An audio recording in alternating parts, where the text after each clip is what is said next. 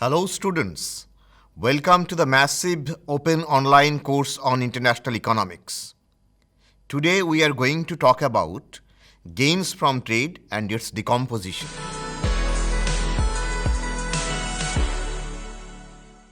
This is module number 7. Students, I want to tell you one thing at the very onset of today's lecture, that you please be very careful in today's lecture, because the issues that I am going to discuss will be with you for the rest of your life. If you want to continue economics or international economics as part of your profession or life. So essentially, as you know, in all other previous modules, we came across about the basis of international trade. So in a sense, bases indicate what? Bases indicate that what are the reasons behind trade. So we found that there are certain reasons behind trade, but the main focus is the difference in price. Price means commodity price, and not in a sense the absolute commodity price, but it should be ideally the relative commodity price of the goods between two trading countries. So we can call them A and B, we can call them home and foreign, etc. So if there is difference between relative commodity price or prices between two trading nations, then these two countries will be engaged in trade. So this is done and we all know. But students, that is not the end of the story. That is exactly the starting point of the story, because the trade starts.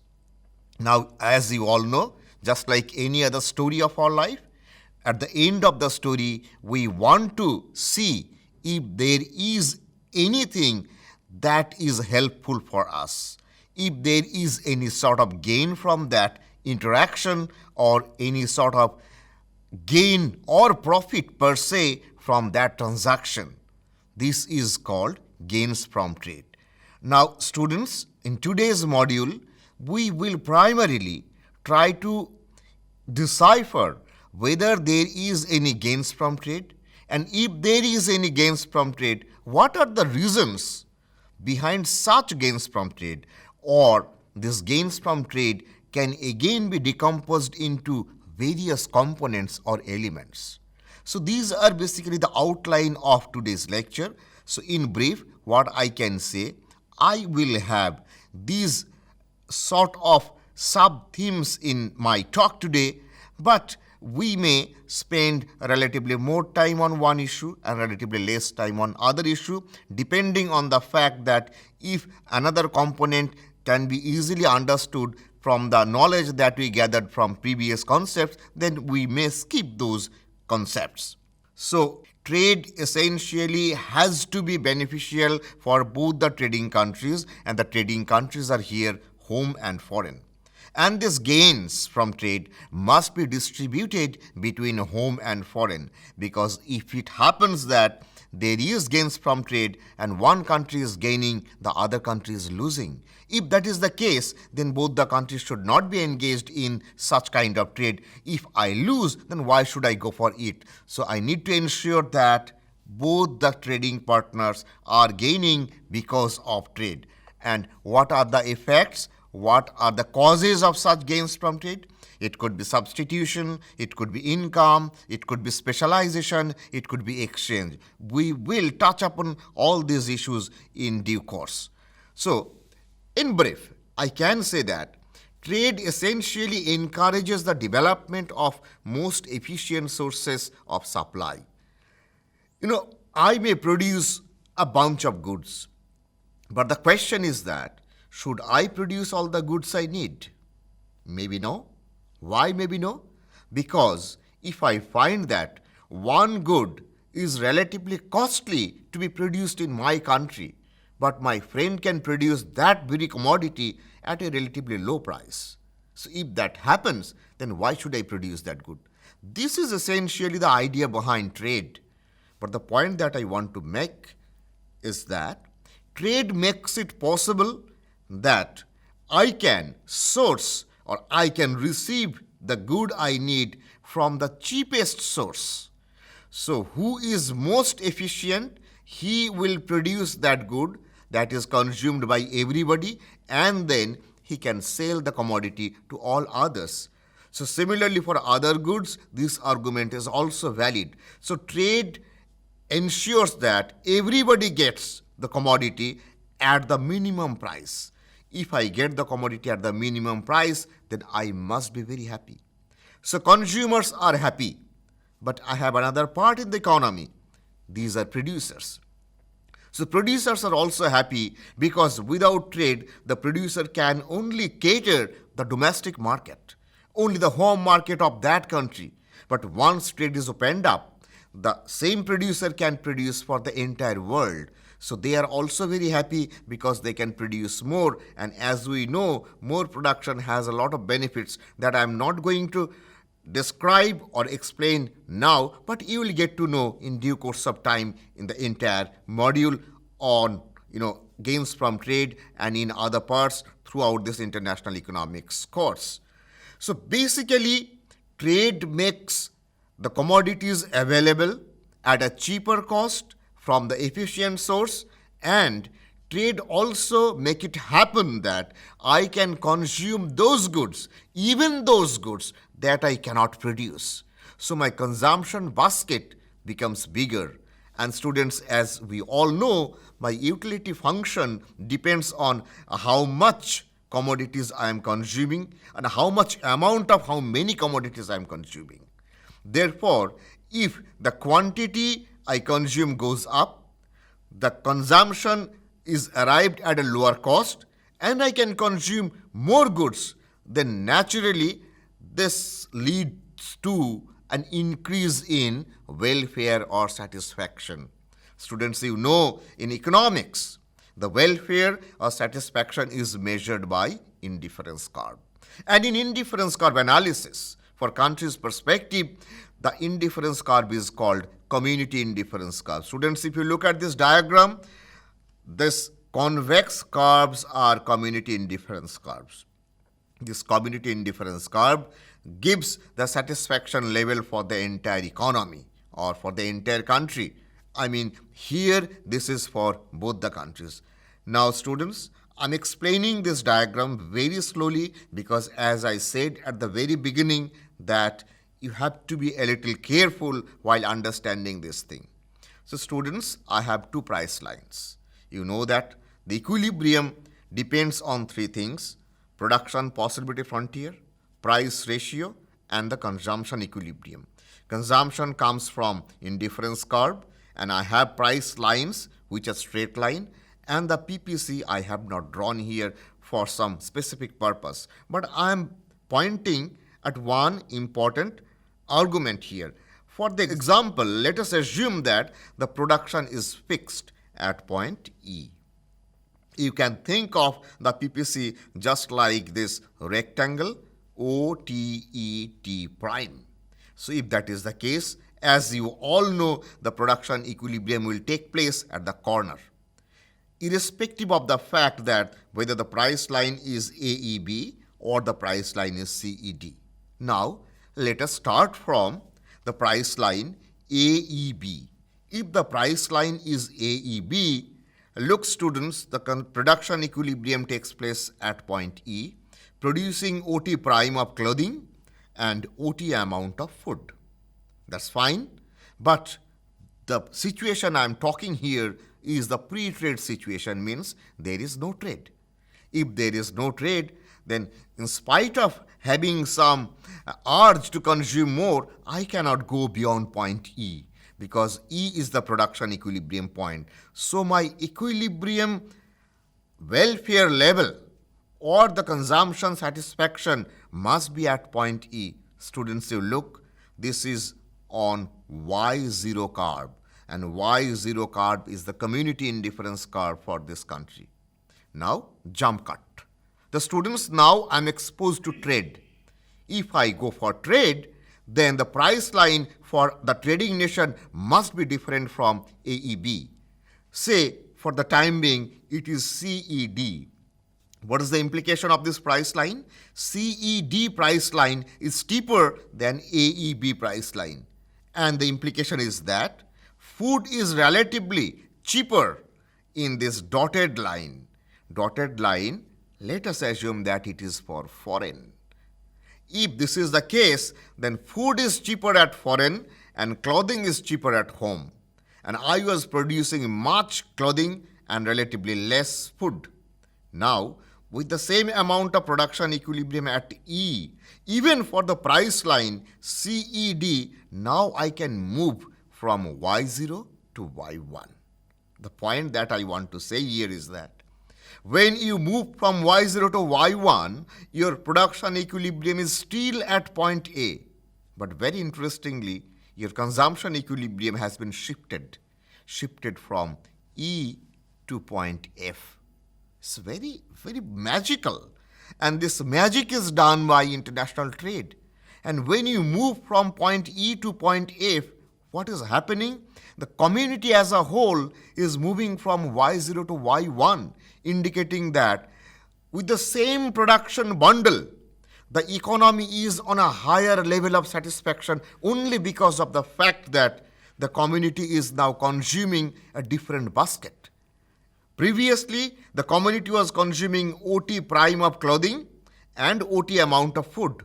But now, the community is consuming, look, TG amount of clothing means this much of clothing is not being consumed by home, rather it is being exported to foreign. But in exchange of that export, the home is getting FG amount of food from the foreign country. So just by making this exchange with the foreign economy, home country is moving from Y0 to Y1. So home is gaining. So that's the gains from trade.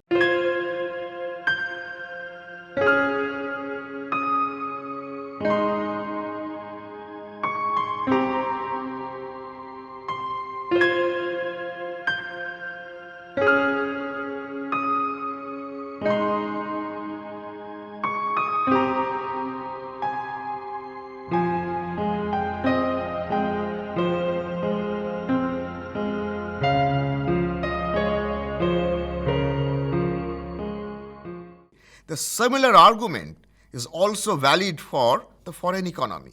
Students, I have made the dotted line for the other country here. It is, don't get confused with AEB or CED. Here it is A star, E star, B star, and C star, E star, D star.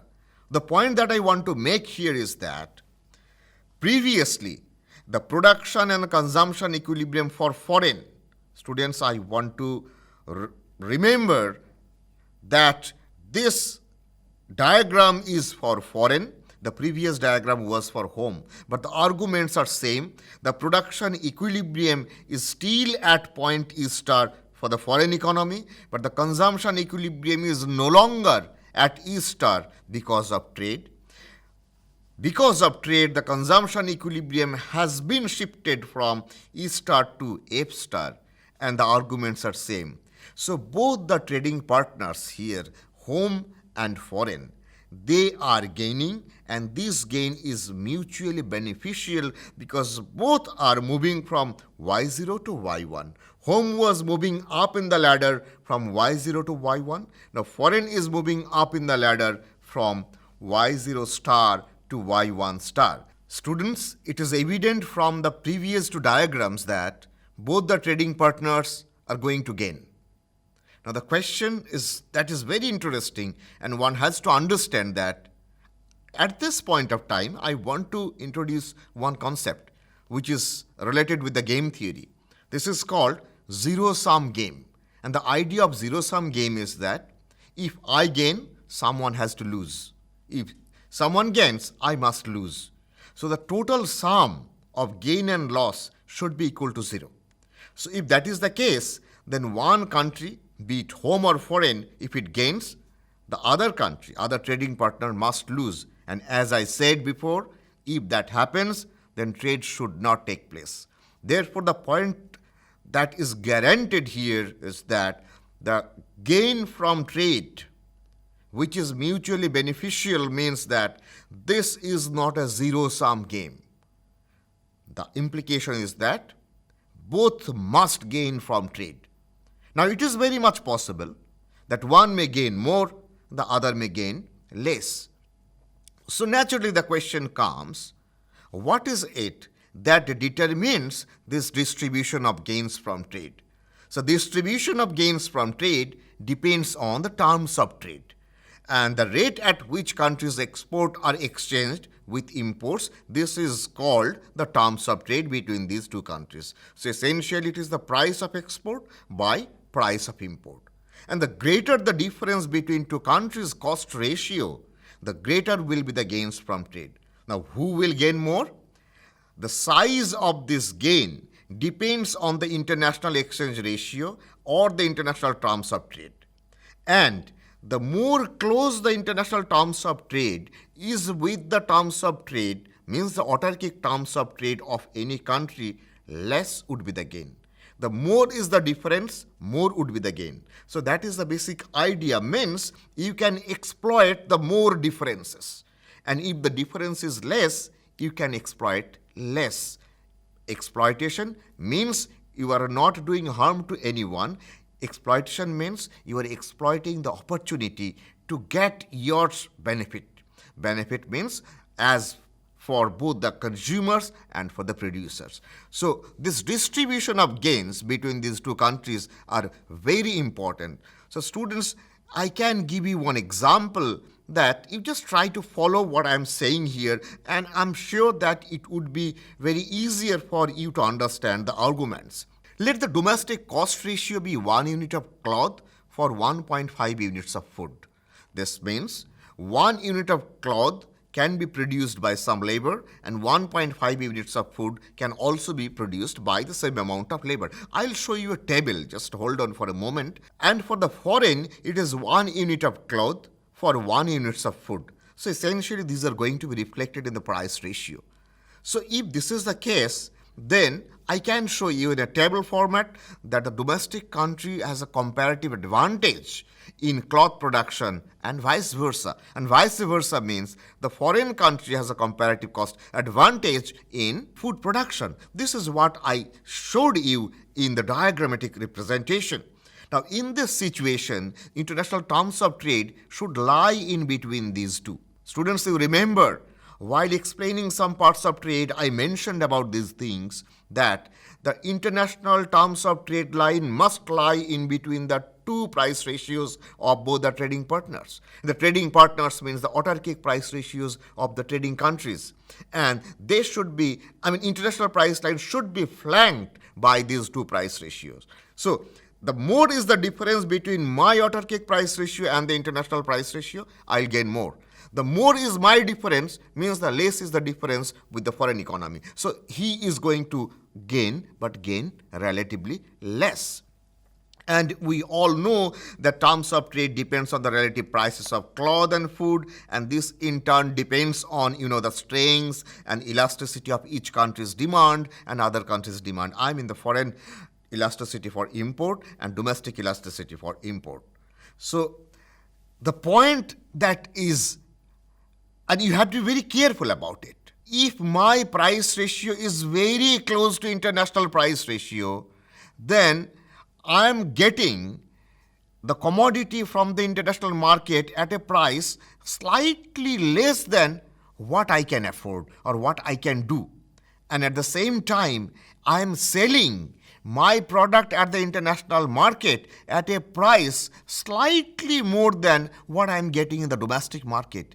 If I get at a slightly lower price and if I sell at a slightly higher price, then you can understand this slight difference is going to give me slight increase in welfare. So that's the point. And if the difference is more, I can exploit this difference in price ratio more and my welfare would rise more. And if I use the example that I just said in a tabular format, this is going to happen here. The cloth production requires, say for example, 10 units of labor and 10 units of labor also for the food production. And my left column is for home and my right column is for foreign. So the point is that this 10 unit of labor is used to produce food in home. How much food I am going to produce? As I mentioned in my previous slide, while explaining the terms of trade of the home country, that I can produce 1.5 units of food. If that is the case, then the price of food should be 6.6 because 10 laborers can produce 1.5 units of food. Now, think of the same argument from a slightly different perspective. How much labor is required to produce 1 unit of food? 6.6 units of labor is required to produce 1 unit of food in foreign. And if the labor price is 1, wage rate, then 6.6 should be the cost. And if it is the cost, then in competitive setup, this should exactly be the price. The same is the argument for foreign economy. 10 laborers are used to produce 2 units of food, and that is why the price of food is 5. Now you get the ratio. The ratio is 10 by 6.6 for home and 10 by 5.5 for foreign.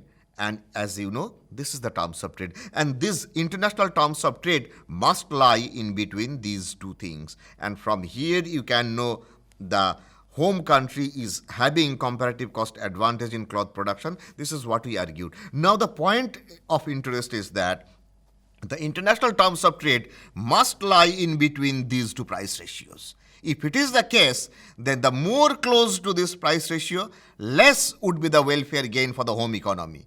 The more is the difference between international line and this price ratio, more would be the welfare gain for the home economy. So this is the point I wanted to make.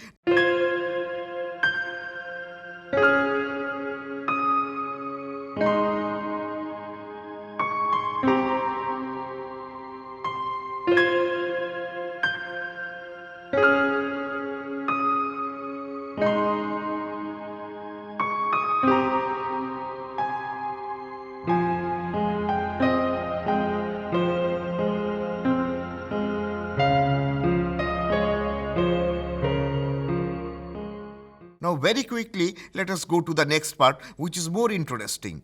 Whether we can decompose such gain into the things that we already know from the theory of consumer behavior. Look, what I have been saying from the first module is that in trade theory, the essential difference lies in the price ratio. This is the thing that I also said few seconds ago. Is the domestic price ratio must be different from international price ratio. And that is why trade takes place, and that is why gains from trade takes place. If that is the case, then it is apparent that whatever gains that I have in this scenario, that is driven by the price. So if that is the case, that gain should be termed as price effect. And students, I'm pretty sure that at this point you are realizing that trade has something to do with economics, microeconomics, and the theory of consumer behavior. And you are delighted that you have heard this term price effect in microeconomics, consumer behavior. And once you get to know that this is price effect, it can easily be decomposed into two effects.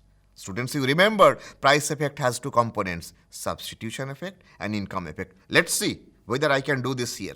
So this is the diagram. The first one is that this is the line that is the autarkic price ratio. And this is the line, this is the post-trade price ratio. So the economy is moving from Y1 to Y2, the equilibrium is moving from A to B. So this is the starting point and B is the final point. And this is the price effect due to trade. Now let me decompose it. So how to decompose? Let us draw a price line which is parallel to this line, parallel to line 3. And it is tangent with the indifference curve, which was at equilibrium at point A with the price line 1. This is the same argument that you had in Hicksian substitution effect, Slutskian substitution effect. And I'm pretty sure that you are smiling, that you got something that you already know. So this movement from point A to C along the previous indifference curve Y1 and following the price ratio 3 is going to give you the substitution effect. If this is the substitution effect, students, what we are left with? We are left with another effect, which is called income effect. Income effect is determined by change in income or driven by a shift in income. A parallel shift in the price line from 3 to 2 or 2 to 3 is nothing but a replica of income changes. So a movement from point C to B is essentially the income effect. So the trade effect, which is a reflection of price effect, can easily be decomposed into substitution effect and income effect. Students, I have not said one thing. In fact, I skipped it intentionally. So while explaining the substitution effect and income effect, what did I do? I made sure that your production point is not changing. This production point is stuck at the same place. So you are not changing your production bundle. But students, you think of yourself. You are the producer and the price line is changing. If the price line changes, the price ratio changes. If the price ratio changes, you might feel incentivized to produce one commodity, and at the same time, you might feel disincentivized to cut back the production of another commodity. But that is not captured here. In international trade, in gains from trade analysis, we will also have such kind of explanation. And this is called specialization gain and exchange gain. One thing is that you are just exchanging your goods, already produced goods, with the other country. If that happens and if that gives you some sort of gain, this is called exchange gain, and the other part is the specialization gain. So here your production point may remain stuck at point A. If that is the case, then even with that production, you can move from A to point C prime. If you move from A to point C prime, then what you are doing, you are not changing your production bundle. Rather, you are just exchanging your goods and going up in the indifference curve ladder from UA to U prime. So if that is the case, then this gain is driven by the exchange possibility. So we call it exchange gain. But that's not the end, because you can now move from point A to this point. This point means you can restructure your production bundle from point A to this point, which is at equilibrium with the price line KK prime. So if that happens, so you are actually producing more clothing and less food. And now you are trading more clothing and less food with a relatively more price of clothing which is there in the international market. So relatively your income is going up because of the fact that you're producing more of that commodity which is fetching relatively high price. So, and this is done because you are specializing in the production of clothing. So this gain coming through the channel of change in income because of the fact that you are specializing on the production of clothing which can fetch higher price. So this is nothing but specialization gain.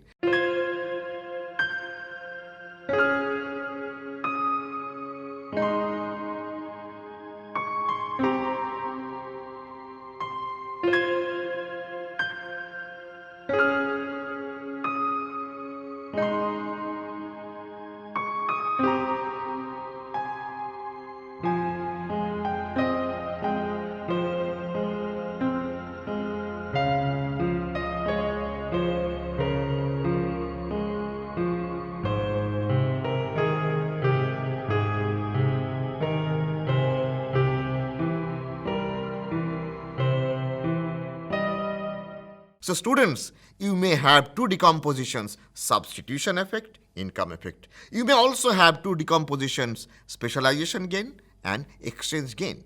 Now students, what are the conclusion and takeaways of this module today? We find that countries gain from trade regardless of their size. This is what I said. It is not a zero-sum game. Everybody is gaining, and theoretically, small countries may end up gaining more than the large countries because the price differences between the small country and the international price is much more. And international specialization and the economies in production helps increasing global production and cheaper production. Means total production of the whole world must expand. This we will explain in more detail in some coming modules. And the production must be done at a low cost. And you will get to know about the details of these things time and again in this course on international economics. So eventually trade increases the real income, consumption, and if real income goes up, profit will be higher, investment will be there, and that will create more employment and further output and further employment. So this is a spiraling effect, and economy will move from lower to higher and higher welfare level at the indifference map.